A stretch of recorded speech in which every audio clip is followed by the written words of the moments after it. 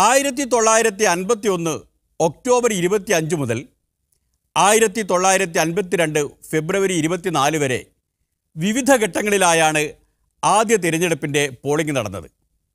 ആകെ മൊത്തം 4500 സീറ്റുകളിലേക്ക് തിരഞ്ഞെടുപ്പ്. അതിൽ 497 സീറ്റുകൾ ലോക്സഭയിലേക്ക്, ബാക്കിയുള്ളവ രാജ്യത്തെ വിവിധ നിയമസഭകളിലേക്ക്. 2,24,000 പോളിംഗ് ബൂത്തുകൾ ഒരുക്കി.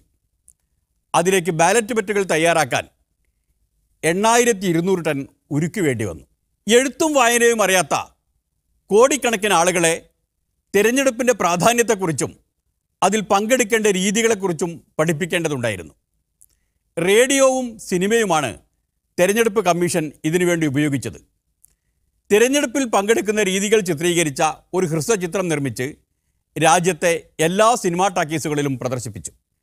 രാഷ്ട്രീയ പാർട്ടികളിൽ റേഡിയോ തെരഞ്ഞെടുപ്പ് പ്രചരണത്തിൽ ഉപയോഗിച്ചത് ഇന്ത്യൻ കമ്മ്യൂണിസ്റ്റ് പാർട്ടി മാത്രമാണ്.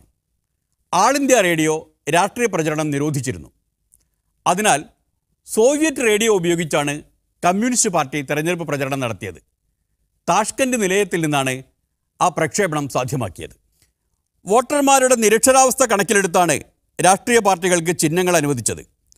കോൺഗ്രസിന് നുകം വെച്ച കാള, ഇന്ത്യൻ കമ്മ്യൂണിസ്റ്റ് പാർട്ടിക്ക് അരിവാളും നെൽക്കതിരും, സോഷ്യലിസ്റ്റ് പാർട്ടിക്ക് വൃക്ഷം, ഹിന്ദു മഹാസഭയ്ക്ക് കുതിര, ഷെഡ്യൂൾഡ് കാസ്റ്റ് ഫെഡറേഷന് ആന, അങ്ങനെ നിരവധി ചിഹ്നങ്ങൾ.